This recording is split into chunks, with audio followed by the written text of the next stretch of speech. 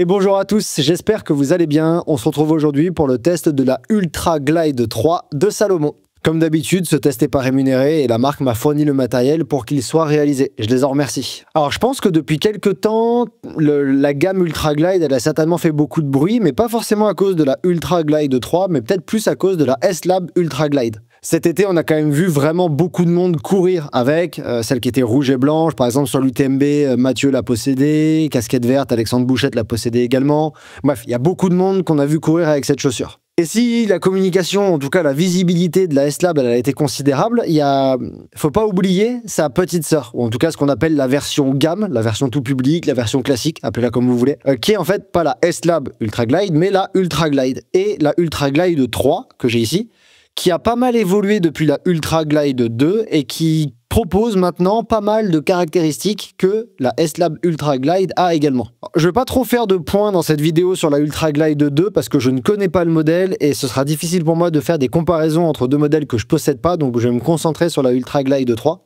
Mais avant, je trouve ça intéressant de placer un petit contexte juste sur la gamme Trail Salomon qui a pas mal évolué ces derniers temps et qui est devenue, je trouve, à mon sens, peut-être plus lisible que ce qu'elle était avant. Si on regarde un petit peu maintenant ce que propose Salomon, on remarque qu'il y a trois modèles, trois séries qui sont un peu leaders dans ce que propose, en tout cas au niveau du trail Salomon, et qui sont trois leaders, trois gammes, trois séries pour trois utilisations différentes. On a d'une part la série Pulsar, qui est déclinée en S-Lab et en version gamme, et qui sont plutôt les modèles typés vitesse et format court. On a également la série Genesis, avec la S-Lab Genesis et la Genesis classique, que j'avais testé d'ailleurs en ligne, vous pouvez retrouver ça sur la chaîne, qui sont des modèles plutôt typés polyvalence, à la fois format court et format long, voire ultra. Et enfin, on a maintenant la série Ultra Glide, qui est également déclinée en S-Lab et en classique, et qui sont plutôt maintenant les modèles pensés pour l'ultra, pour le confort, pour l'amorti, pour vraiment les très longues distances. Donc sur la chaîne, vous retrouverez tous mes tests des produits Salomon. J'ai fait une partie de la série Pulsar, j'ai fait les deux Genesis, et là c'est la première fois que j'ai une Glide, une Ultra Glide que je peux vous proposer en test. Donc comme je vous l'ai dit, ce modèle Ultra Glide 3, il est vraiment pensé pour le confort, l'amorti, la très longue distance, donc c'est là-dessus que mon test va se concentrer. Je vais pas trop parler de son utilisation pour des formats courts et rapides, parce que c'est pas pour ça qu'elle est pensée. Quand on regarde les séries Salomon, on voit bien qu'il y a des utilisations différentes pour des contextes différents. Et donc, je vais vous donner mes retours, mais plutôt dans un contexte longue distance. Je vous propose de commencer par les caractéristiques techniques des Ultra Glide 3 avant de passer à mes retours. Donc, c'est une chaussure qui pèse 290 grammes en 42 hommes, 268 grammes en 40 femmes. Concernant la hauteur du stack, au niveau du talon, on a 41 mm. Au niveau de l'avant-pied, on a 35 mm. Et donc ça nous donne un drop de 6. Le mesh, c'est du Engineered Mesh, respirant et léger. Et la petite particularité, l'évolution par rapport à d'autres modèles Salomon, c'est qu'il est composé à 50% de matériaux recyclés. Pour le lassage, sans surprise, on retrouve le Quick Lace, donc c'est le lassage propriétaire Salomon. Pour la semelle extérieure, on a du all-terrain Contact Grip avec des crampons de 4,5 mm qui sont bidirectionnels, une orientation spécifique à l'avant de la chaussure pour la montée et une autre à l'arrière. On a également cette nouvelle semelle que Salomon est le seul à proposer, qui est une semelle alvéolée qu'ils appellent Relieve Sphere, avec plusieurs coupoles, plusieurs sphères qui auraient pour effet de diffuser les zones de pression. Je reviens dessus un peu plus tard dans le test. Concernant la semelle intermédiaire, l'amorti, on est sur la mousse Energy Foam propriétaire de Salomon. Et je peux déjà vous dire qu'il y a une différence par rapport à la version S-Lab, c'est qu'il y a un layer, une couche de Energy Foam en moins, qui est la plus dynamique. Donc là, on n'a pas la mousse la plus dynamique, la Energy Foam la plus dynamique de Salomon. Je vous en reparle également plus tard. Pour la largeur du chausson, c'est une nouveauté, mais le chausson est large, ce qui change du chausson Salomon habituel, qui était soit moyen, soit étroit. La chaussure n'est pas munie de plaque carbone, il n'y a aucune plaque. Par contre, on remarque qu'elle est quand même relativement résistante à la torsion, surtout à l'arrière du pied, au niveau de l'amorti le plus conséquent. En autre information intéressante à noter, le contrefort est relativement rigide. Quand on appuie dessus, on voit que ça ne bouge pas trop. Par contre, il est largement rembourré à l'intérieur. La languette d'ailleurs, elle aussi est épaisse, elle est moelleuse, elle aussi elle est rembourrée. Et on remarque la présence de deux bandes élastiques à l'intérieur pour maintenir la languette plaquée sur le pied. C'est ce que Salomon appelle l'endofit. Également, on a de légers rockers avant et arrière à la chaussure. Et en termes de prix catalogue, elle est proposée à 150 €. Si je vous parle rapidement des conditions du test, j'ai fait pas mal de bornes avec. J'ai repris sur l'application Suunto, là j'avais bien mis les tags dans l'application Suunto sur toutes les séances où j'ai utilisé les Ultra Glide 3. Et je suis environ à 100 bornes de trail avec elle, juste en dessous des 100 bornes, donc j'ai quand même passé beaucoup de temps avec elle au pied. Elles m'ont accompagné sur là, je suis en reprise de trail un peu plus sérieux après blessure, et j'ai quasiment fait toutes mes séances avec elle, donc j'ai mis un peu de temps à vous sortir le test parce qu'au début, je courais pas beaucoup, je courais pas assez, j'avais pas encore fait de longues sorties, de sorties longues entre guillemets, donc je voulais quand même prendre le temps de bien la tester. Et donc là voilà, je suis à environ une centaine de kilomètres et j'ai fait plein de trucs. Alors là vous voyez, elles sont quand même bien dégueu, elles sont pleines de boue séchée, je les ai pourtant bien brossées, mais elles sont pleines de boue séchée parce que la dernière sortie longue que j'ai fait avec elle, j'étais dans de la boue, de la neige, sous la pluie, donc j'ai vraiment eu des conditions pourries. Mais en fait, avant, j'ai fait pas mal de sorties sur des terrains super secs, des terrains un petit peu plus techniques, un petit peu plus accidentés, sans non plus aller dans du super technique. Des sorties, du coup, sur des terrains un peu plus roulants, un peu plus compacts, sur du caillou, dans de la terre. Bref, j'ai vraiment diversifié les conditions d'utilisation, comme d'habitude, pour essayer d'avoir une bonne vision avec elle. La seule chose que j'ai pas fait, c'est que j'ai pas fait de course, j'ai pas fait de séance ultra rapide avec elle. J'ai quand même un peu accéléré avec pour voir. Mais voilà, j'ai pas fait de séance vraiment au rupteur pour voir comment la chaussure réagit parce que ça sert à rien pour moi, elle est pas faite pour ça. D'autant que les séances que j'ai déjà fait avec elle m'ont permis d'avoir déjà une vision de comment elle répond quand on augmente un petit peu la vitesse. Donc pour les conditions de test, ça me paraît clair, donc je vous propose de passer à mes retours. La première chose que je veux vous dire, ça concerne en fait le confort. Avant tout, vraiment, c'est vraiment le point clé qui est à noter dans cette chaussure. C'est une des chaussures les plus confortables que j'ai jamais passées. Et je parle pas que de l'amorti en fait. Forcément, avec 41 mm de stack au talon, oui, il y a un gros amorti et la semelle, elle est confortable tout le long. Donc sous le pied, c'est ultra confortable. C'est vraiment un gros chausson. C'est d'ailleurs la première sensation que j'ai eue quand je l'ai mise au pied, c'est un gros chausson. On est ultra bien. Mais il n'y a pas que ça.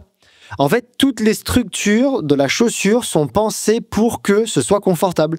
Il y a de la place dans le chausson, j'en reparle un petit peu plus tard, mais le chausson il est large, vous avez de la place pour le pied, vous avez de la place pour les orteils. Le contrefort est rembourré, il est ultra moelleux, il est ultra souple, il n'y a rien qui frotte, c'est très confortable. La languette c'est pareil, elle est moelleuse, elle est rembourrée.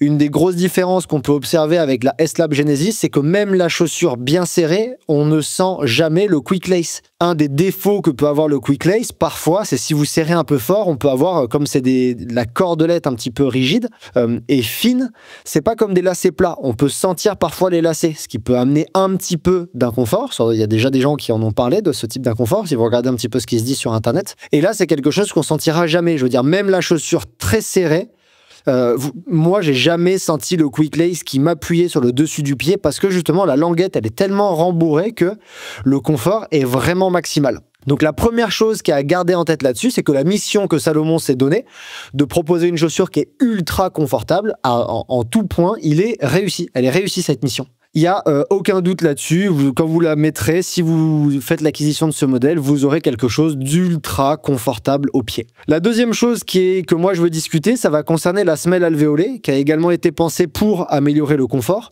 Alors la première chose, c'est ce que j'ai dit à la personne avec qui j'échange de Salomon pour les tests matos, c'est que c'est surprenant parce qu'en fait on la sent pas, cette semelle alvéolée. Alors les alvéoles sont pas énormes, hein, je veux dire, c'est pas extrêmement creusé, mais quand même par rapport à une semelle classique, il n'y a aucune semelle qui propose ces espèces de renfoncements, de coupoles renfoncées dans une chaussure. Donc déjà, quand vous l'utilisez, cette chaussure, moi, la première chose qui m'avait surpris, je me suis dit, mince, est-ce que je passe complètement à côté du test? Parce qu'en fait, je la sens pas, cette semelle alvéolée.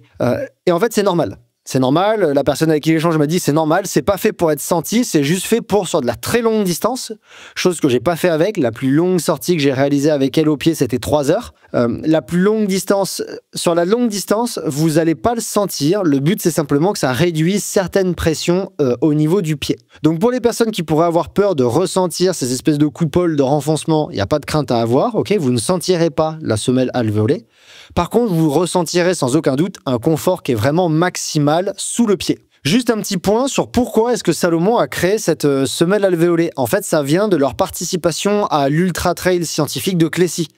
D'ailleurs, je reviens sur cette Ultra Trail scientifique de Clécy d'ici quelques semaines puisque je participe au congrès et je vous réaliserai 2 épisodes Scientific Day là-dessus. Pour les personnes qui écoutent ce test et qui connaissent pas les Scientific Day, je vous invite à découvrir ces vidéos qui sont les contenus du podcast qui vous aident à progresser en trail.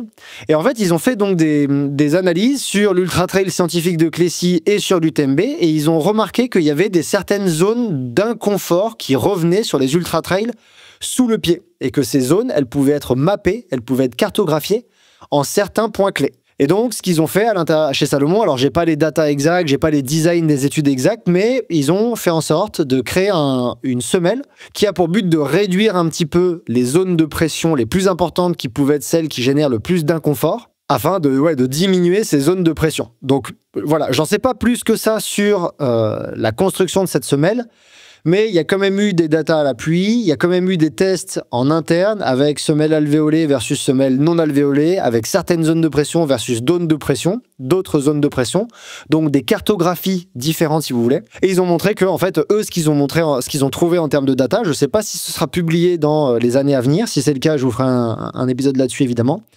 Mais ce qu'ils ont montré, c'est qu'il y avait quand même un avantage pour les personnes qui utilisent la chaussure à réduire les pressions grâce à cette technologie que Salomon appelle Relieve Sphere. Donc c'est à peu près tout ce que j'avais à vous dire sur la semelle extérieure elle-même. Ensuite, il y a un point, moi, qui m'a surpris, pas surpris, positivement surpris en tout cas.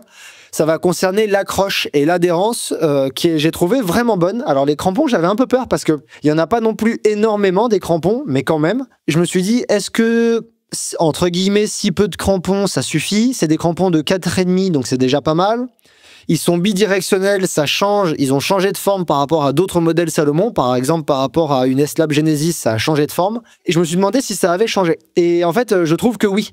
Clairement, je trouve que là, Salomon, ces dernières années, ils ont vraiment fait un bon boulot sur ce qui est de l'accroche, et vraiment l'accroche de celle-ci, même sur terrain glissant, la dernière sortie longue que j'ai fait, terrain boueux, terrain un peu neigeux. Alors, j'étais pas ultra à l'aise non plus, mais ça reste de la neige avec de la glace en dessous. J'ai trouvé que l'accroche, elle était vraiment super bonne. Et il y a un autre point, je trouve, qui a été amélioré, et je pense que Salomon a fait du travail là-dessus. À mon avis, ils ont changé le composant, vraiment le matériau, la texture des crampons, parce que je trouve que l'adhérence, donc pas l'accroche, mais l'adhérence sur terrain mouillé, sur par exemple des souches, des pierres humides, etc., qui était souvent un élément sur lequel le contact-grip faisait défaut, je trouve que ça a été vraiment amélioré. J'étais vraiment content de ça. Il y a un côté très mordant et très adhérent de la chaussure. En tout cas, je trouve qu'il y a un vrai pas en avant par rapport à une S-Lab Genesis d'il y a quelques années. D'ailleurs, peut-être que le contact-grip a changé sur les dernières versions de la S-Lab Genesis. Ça, j'ai pas l'information. Le test que j'avais fait, c'est le tout premier modèle. Mais en tout cas, voilà. Première chose, super accroche. Deuxième chose, adhérence que je trouve améliorée et les crampons super efficaces en descente, en montée, vraiment une belle accroche. Un autre point que j'ai noté à l'utilisation et qui m'a surpris, ça va concerner la précision de la chaussure.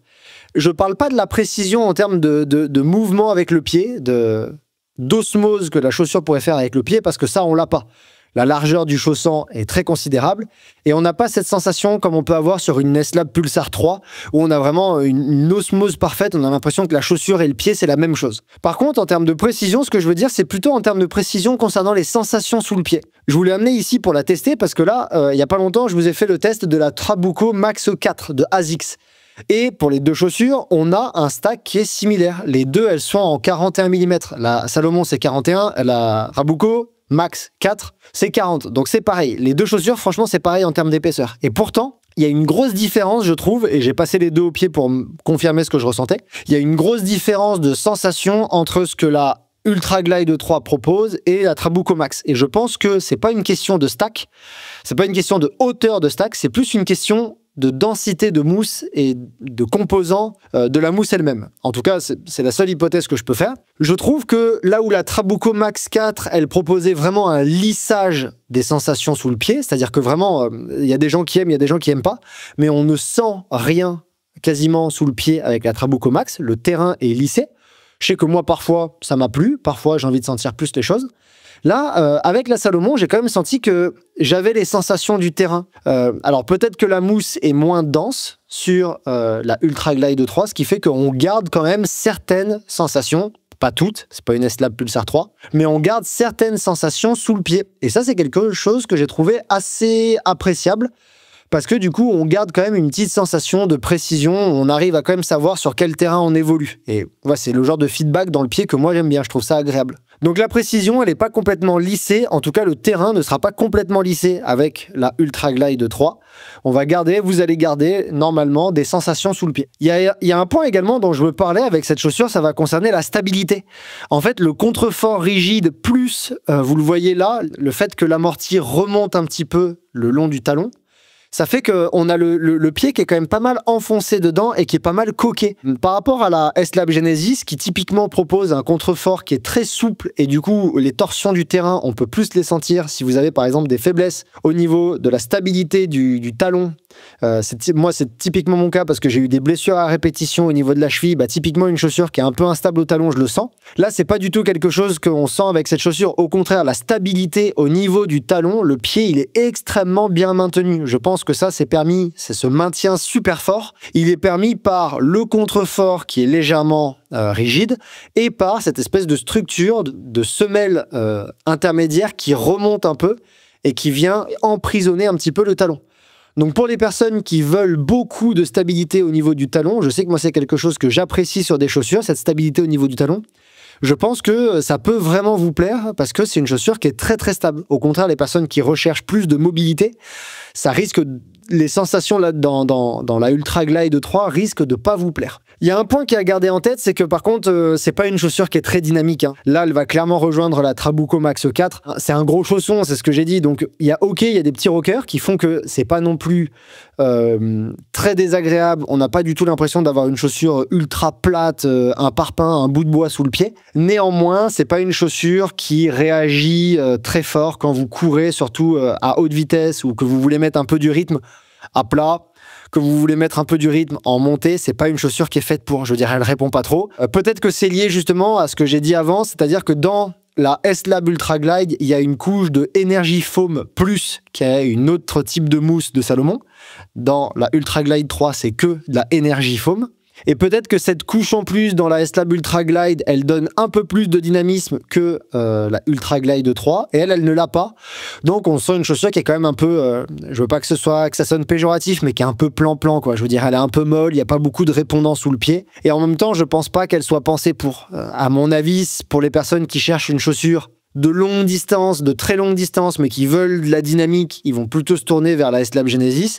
Elle est vraiment pour des personnes qui veulent maximiser le confort au détriment du dynamisme. Donc voilà, pas beaucoup de dynamisme sur cette chaussure. Ensuite, il y a un point qui est à noter, c'est que la largeur du chausson, il a quand même bien changé par rapport à une S-Lab Pulsar 3 et par rapport à une S-Lab Genesis. On a une chaussure qui est plus large, qui est vraiment plus large au niveau du chausson, et je trouve qu'on a perdu ce fit Salomon que certaines personnes apprécient. Moi, c'est quelque chose que j'aimais bien. Là, au début, quand j'ai mis la chaussure, je me suis presque demandé si la chaussure, si c'était ma taille. J'ai vérifié la pointure. Donc oui, c'est bien ma pointure. Il n'y a pas de doute là-dessus, surtout après utilisation, je peux vous le confirmer. Mais c'est vrai que du coup, on retrouve une chaussure qui est large.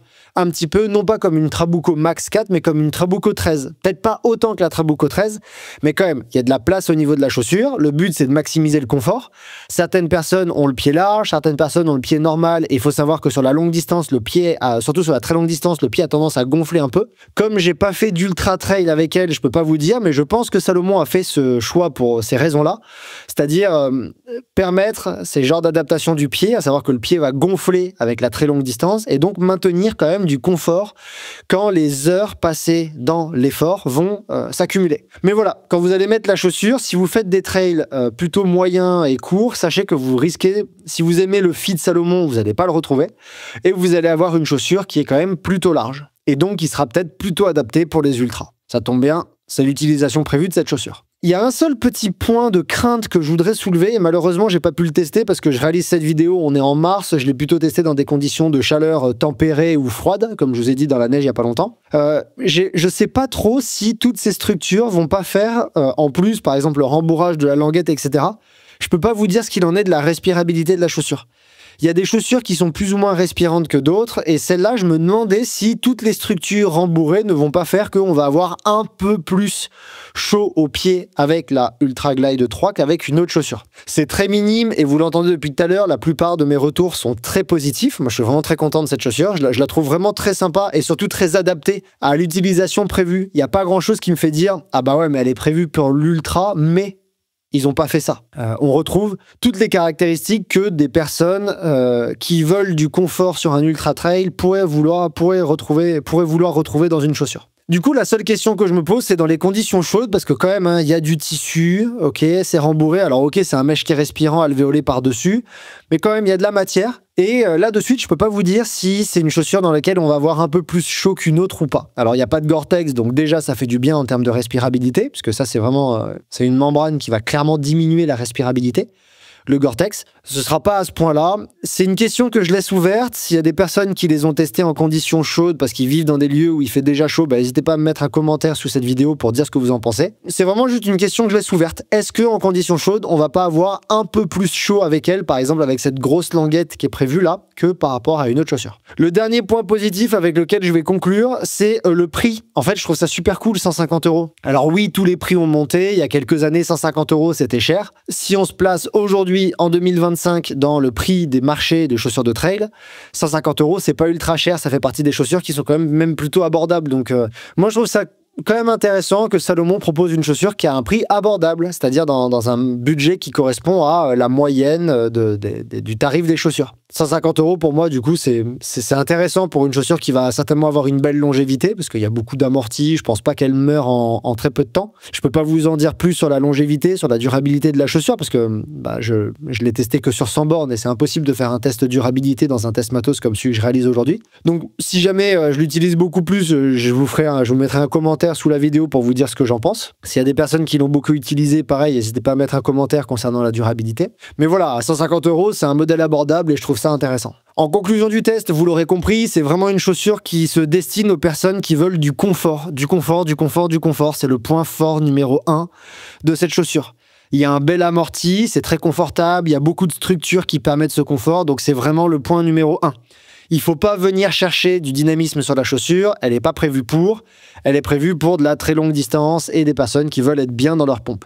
D'ailleurs, la semelle alvéolée, elle a pour but ça, c'est-à-dire le but de réduire les pressions sur certaines zones du pied. Donc c'est une chaussure pour des personnes qui veulent faire de l'ultra trail, qui veulent de la longue distance ou de la distance moyenne, mais avec vraiment quelque chose d'extrêmement confortable sous le pied. Pour les personnes qui veulent de l'ultra, qui courent des formats ultra trail, mais qui veulent garder par exemple un peu de compétitivité, un peu de répondant sous le pied, de la réactivité, je pense qu'ils préféreront la S-Lab Genesis. Et également, c'est pas une chaussure qui plaira aux personnes qui veulent un fit très proche du pied. C'est pas ce qu'elle propose. Par contre, pour des personnes qui veulent de la place dans la chaussure ou qui ont des pieds larges, c'est une chaussure qui plaira vraiment beaucoup parce qu'elle propose de l'espace. Clairement, moi, il y a un truc que je me disais, c'est la chaussure d'ultra trail pour tous en fait. Pour toutes les personnes qui sont pas à la recherche de performance, de chaussures ultra dynamiques, de chaussures qui ont du répondant, etc., mais qui veulent faire leur ultra et minimiser les risques d'avoir de l'inconfort sous les pieds. Pour moi, c'est pas du tout péjoratif. Ce que je dis, c'est ma chaussure pour mon premier ultra, en fait. C'est un petit peu ça que je vois dans cette S-Lab Ultra Glide, ou pour plus d'ultra, mais voilà, c'est un peu comme ça que je catégorise cette chaussure. J'espère que ce test vous a plu. Si vous avez des commentaires à faire sur cette chaussure, des questions, des points que j'ai pas abordés, que vous aimeriez que j'aborde, il n'y a pas de problème, dites-le moi en commentaire, je me ferai un plaisir de vous répondre. J'ai peut-être pas pensé à tout dans ces retours. Si vous connaissez cette chaussure et que vous voulez donner votre avis dessus, pareil, rendez-vous en commentaire. Si ce test vous a plu et vous a guidé vers ce modèle, n'hésitez pas à en faire l'acquisition avec un des liens affiliés qui est présent en description de cette vidéo. Ça rétribue dans une petite mesure mon travail. Et sinon, je vous dis à très bientôt pour un autre test matériel.